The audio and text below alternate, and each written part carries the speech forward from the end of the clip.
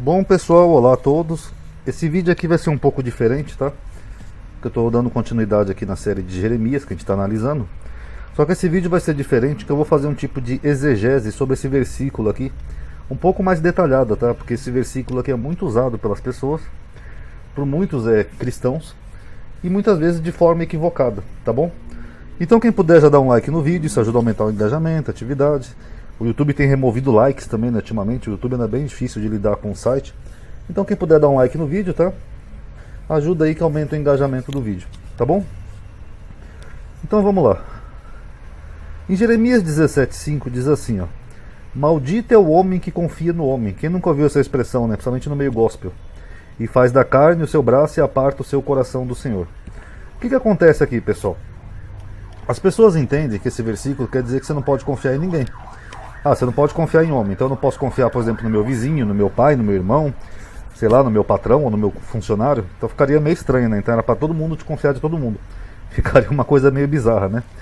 Mas não é bem isso que o versículo está dizendo. Vamos tentar fazer um pouco de exegese desse versículo? Aí vocês vão entender perfeitamente, tá? É por isso que eu falo, quem quer sair do canal, saia, porque essas coisas que eu trago aqui para vocês, vocês não vão aprender em igreja, vocês não vão aprender em escola dominical, vocês não vão aprender em nenhum lugar como esse. Não querendo ser arrogante, mas aí depois as pessoas vêm aqui e falam que quer sair do canal por causa de política. Então vão lá pro canal do Malafaia, tá bom? Lá ele só vai ler o versículo e vai dar a interpretação dele. Mas para os que estão aqui, os amadinhos, vamos lá. Eu fui dar uma olhadinha no versículo em hebraico, pessoal. Até copiei aqui para vocês verem. Porque eu achei até curioso alguns termos que é usado ali. Que nem o termo homem ali, ele usa esse aqui, ó. Geber, tá? Aqui, ó. Gimel, Beit e Uresh. Tá? Hageber.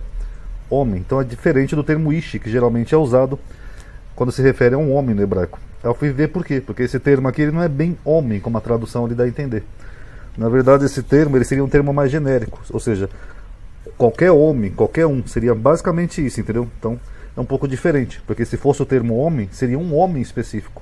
Mas aqui ele está dizendo, ó, maldito qualquer um que confia no homem, tá? E aqui quando ele repete o termo homem, ele usa já outro termo, que é Adam. Que nem vocês podem ver aqui, ó, Bi-Adam. Eu destaquei em amarelinho aqui.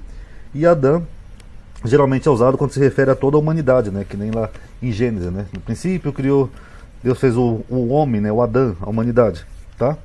Então eu achei curioso esses termos aqui. Fui também ver o termo confiança, tá? Não é o termo emuná, é outro termo, tá? Então o que acontece aqui? O autor ele faz um contraponto. Mas eu expliquei isso aqui para vocês, que às vezes tem alguns estilos literários que fazem isso, né? Quando você quer contrapor uma ideia contra outra, bem e mal, doce e salgado e assim por diante. Então ele faz um contraponto entre a confiança em Deus e a confiança nos homens. Que nem vocês veem aqui, por exemplo, ó, no mesmo contexto, ó, no versículo 5 ele fala: maldito é o homem que confia no homem, ou seja, maldito é qualquer um que confia no ser humano. E no versículo 7 ele fala: e bendito é o homem que confia em Deus, e cuja confiança é o Senhor. Então primeiro ele faz esse contraponto entre os homens e Deus, tá? Homens e Deus. Então aqui já está bem claro no contexto. Agora vamos continuar, que vai ter mais, ó. Essa expressão que ele faz aqui, ó, faz da carne o seu braço, que ele utiliza aqui, ó, vai dar a noção do que ele está falando de confiança aqui, qual é o sentido, ó. Faz da carne o seu braço. É uma referência à proteção de um inimigo estrangeiro, ou qualquer outro tipo de perigo, mas a referência significa proteção. Quando Deus age de forma sobrenatural para tirar o seu povo de uma terra estrangeira, eu já mostrei isso em vídeo, geralmente é aplicada a expressão braço do Senhor. É o mesmo termo aqui, ó, braço. Só que é quando Deus que está protegendo o seu povo ou tirando da mão dos inimigos, a expressão é braço do Senhor ou meramente braço. Então ele fala assim, ó: e o Senhor nos tirou do Egito, aqui em Deuteronômio 26:8, com mão forte e com braço estendido, aqui ó, braço. Então quer dizer que Deus usou o seu braço para tirar o povo do Egito. Claro que não é literal aqui o braço, tá? Mas é uma expressão que significa isso. E com grande espanto, e com sinais e com milagres. Enquanto que o povo estava na Babilônia, o autor aqui de Isaías, ele fala assim, ó: quem deu crédito à nossa pregação, e a quem se manifestou o braço do Senhor? Então aqui o braço é a mesma coisa, quer dizer que Deus ia tirar o povo da Babilônia de alguma forma sobrenatural. Nesse caso aqui utilizando Ciro, o rei da Pérsia. Então quando o autor fala aqui, ó, faz da carne, por que ele usa carne? Porque Deus não tem carne, já o homem tem carne. O homem é feito de carne e osso. Então quando ele diz assim, ó, faz da carne o seu braço, O que ele está dizendo? Aquele que pega um ser humano e tem ele como seu protetor, então ele não vai se dar bem, porque a proteção tinha que vir de Deus. Então por isso que ele usa essa expressão aqui, ó, e faz da carne o seu braço. Quer dizer que a pessoa estaria confiando mais na proteção de um ser humano, ou de um exército, ou de um país estrangeiro, do que na proteção de Deus. Como por exemplo, nós vimos em outros vídeos, né, um rei pedindo ajuda para o Egito, e o profeta vai lá e condena ele por isso, porque aquele rei estava fazendo isso, ele estava fazendo da carne, ou seja, do ser humano, o seu braço, o seu protetor, e não Deus. Então logo, pessoal, o autor faz outro contraponto entre o braço do Senhor e o braço do homem, ou seja, a proteção de Deus e a proteção de um exército humano. Tanto que aqui no contexto ele fala assim, ó Senhor, esperança de Israel, todos aqueles que te deixam serão envergonhados, os que se apartam de mim serão escritos sobre a terra, porque abandonaram o Senhor, a fonte das águas vivas. Então ele faz esse contraponto. Então quando o versículo fala assim, maldito é o homem que confia no homem, é no sentido de proteção. E com certeza aqui no caso é proteção militar, tá? Porque a gente vê que o profeta Jeremias está falando que o povo vai ser destruído, um exército inimigo iria invadir ali Judá e destruir tudo, que no caso seria a Babilônia, e o homem, no caso os habitantes de Jerusalém, em vez de eles confiarem em Deus, eles estavam buscando confiança em homens, buscando proteção de outros reinos. E se eu fizer uma aliança com o Egito, talvez a gente consiga derrotar a Babilônia. E se eu pedir ajuda para o rei da Síria, talvez a gente consiga formar um exército para se proteger da Babilônia. Então eles estavam depositando a sua confiança no homem, ou seja, numa força humana, e não numa força divina. É isso que quer dizer esse versículo. Não que eu não possa confiar, por exemplo, no meu filho, no meu patrão, no meu empregado e assim por diante. Não tem nada a ver isso. Aqui tem um contexto bem específico. Maldito é o homem que confia no homem, é no sentido de proteção, e aqui no caso proteção contra um perigo. Tá bom, galerinha? Acho que deu para entender, né, a explicação desse versículo, né? Por isso que esse vídeo eu fiz um pouco diferente, tá? Porque fazia tempo já que eu queria falar desse versículo, é que eu não lembrava, como apareceu agora aqui em Jeremias, eu achei legal fazer essa exegezinha aqui para vocês, tá vendo? Tá bom? Para quem fica falando aí que eu não mostro os textos em hebraico, né? Tem gente que cai no paraquedas, tá aqui, ó. Eu copiei do Bible Hub aqui, ó. Hagaber, Asher, Ibitá, Biadam, tá? E assim por diante. Quem quiser pode ver no Bible Hub, tá? Agora, só para finalizar o capítulo 17, pessoal, algumas coisinhas que chamaram a atenção aqui foi o seguinte, ó. Em Jeremias 17 ele fala assim, ó: como a perdiz que choca ovos que não pôs, assim é aquele que ajunta riquezas, mas não retamente. No meio dos seus dias as deixará, e no fim será um insensato. Então, basicamente, o que o autor está dizendo aqui é que Deus não é contra a riqueza. Não, de maneira nenhuma, você pode prosperar.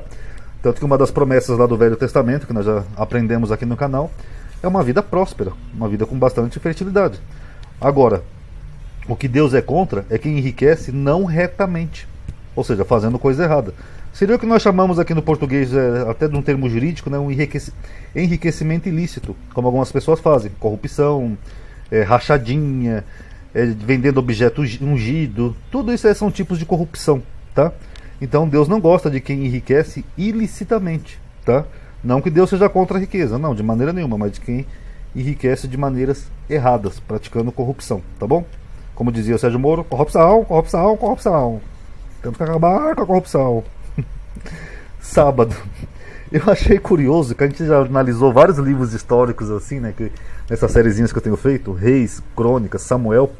E é a primeira vez que eu vejo uma menção do sábado aqui nesses livros. Vocês já perceberam isso? Que aqueles outros livros não falam de sábado? É como se essa lei do sábado não existisse. Não tem proibição, não tem briga, não tem implicância. Você não vê essas menções. Aqui eu vi pela primeira vez aqui em Jeremias 17. O que dá a entender até que seria um escrito mais recente, né, mais posterior. Que ele fala assim, ó: assim diz o Senhor: guardai as vossas almas e não tragais cargas no dia de sábado, nem as introduzais pelas portas de Jerusalém, nem tireis cargas de vossas casas no dia de sábado, nem faceis obra alguma. Antes santificai o dia de sábado, como eu ordenei aos vossos pais. Aqui essa expressãozinha aqui, não faceis obra alguma, é a mesma que está lá em Êxodo, pessoal. Aí é curioso que o profeta tem que dizer isso, dá a impressão que eles não tinham essa lei ainda. Porque se eles tivessem, não teria necessidade do profeta falar como se fosse Deus dando uma novidade para eles. Ó: não façam coisa alguma, santifique esse dia como eu ordenei aos vossos pais. Então, meio curioso, né? Também não tem a menção de Moisés aqui, tá? E para finalizar o vídeo, só dois contrapontos aqui com Isaías. O primeiro eu já mostrei naquele vídeo. tá? Mas só para citar. Jeremias diz: ouvi a palavra do Senhor, vós, reis de Judá e todos os Judá e os moradores de Jerusalém que entrai por essas portas. Ouvi. Sendo que Isaías, Deus tinha falado para eles não ouvirem, que eles não iam ouvir. E antes que venham os marabalistas, o profeta pergunta: até quando? Até a diáspora. Até quando as cidades ficarem sem habitantes e os moradores isolados. Então só o fato de Isaías ter dado esse oráculo aqui, já não precisaria ter um profeta Jeremias. Porque se o objetivo de Deus era que o povo não entendesse a palavra do profeta para ser castigado, então para que ele levantou outro profeta? Vocês estão entendendo? É meio contraditório isso. E por fim, mais uma outra pontinha aqui que eu anotei aqui em Jeremias que contradiz com Isaías. Que Jeremias faz uma promessa, que se eles guardarem ali o sábado, forem fiéis a Deus, olha o que vai acontecer. Ó. E virão das cidades de Judá e dos arredores de Jerusalém, e da terra de Benjamim e das planícies, e das montanhas e do sul, trazendo holocaustos e sacrifícios e ofertas de alimentos e incenso, trazendo também sacrifícios de louvores à casa do Senhor. Então é uma promessa que Deus faz, ó, se vocês guardarem o sábado, vai ter festa, vocês vão trazer holocausto, sacrifício, incenso, vai continuar tudo o nosso ritual aqui de louvor a Deus. Beleza. Só que o profeta Isaías tinha dito antes de Jeremias que Deus já estava de saco cheio disso. Olha aqui, ó. De que me serve a minha multidão de vossos sacrifícios? Diz o Senhor. Eu já estou farto dos holocaustos, de carneiros, da gordura de animais cevados, nem me agrado de sangue de bezerro, e nem de cordeiro e nem de bode. Como que quer dizer? Chega. Estou cheio de tanto sacrifício, holocausto, tanta matança de animais. Chega, vamos parar com isso. Só que a gente chega em Jeremias, a promessa já muda. A promessa é que vai voltar a ter tudo isso. E aí, pessoal? Como é que fica? Então tá bom, pessoal. Analise aí, tirem suas conclusões, tá? Espero que tenha entendido esse versículo aqui, tá? Do maldito é o homem que confia no homem. Quem puder dar um like aí no vídeo, tá? Mais uma vez lembrando, porque o YouTube anda muito bugado ultimamente, tá? Então, esse tipo de like dá engajamento, ajuda a aumentar um pouquinho o alcance do vídeo, tá bom? Obrigado aí por ter assistido. Paz a todos.